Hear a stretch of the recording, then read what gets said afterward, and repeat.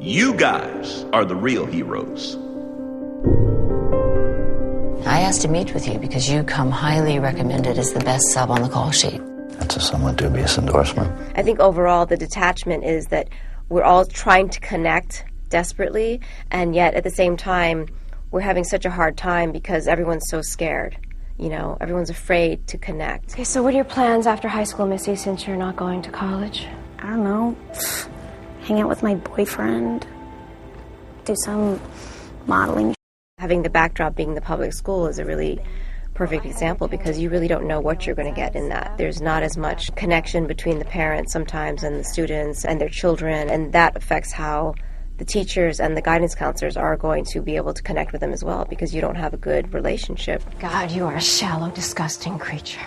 I play the guidance counselor in the school, and when we see her in the movie, she's sort of at the breaking point. And I think the frustration of being helpless and not being able to actually give advice or protect the children or help guide them through their lives finally comes to a head in that scene. With no skills, you'll be competing with 80% of the U.S. workforce for a minimum wage job, which you'll work at for the rest of your life till you're replaced by a computer. She just sort of falls apart. She lets it all melt away and all of her walls come down, and unfortunately it comes down on this child. Some guy run up to him screaming, yo, if they've got a gun, they're going to shoot. In broad daylight in the middle of Hollywood. Playing Jessica Tang has been wonderful because she is a no-nonsense kind of girl.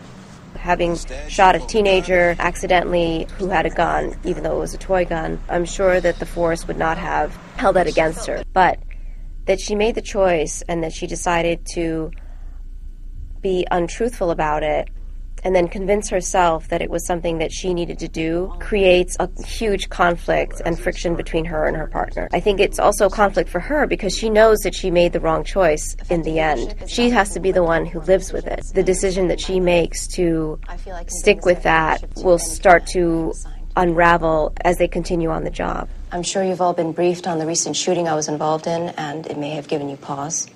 Rather than disqualifying me from promotion, I think it shows why I'm an excellent candidate.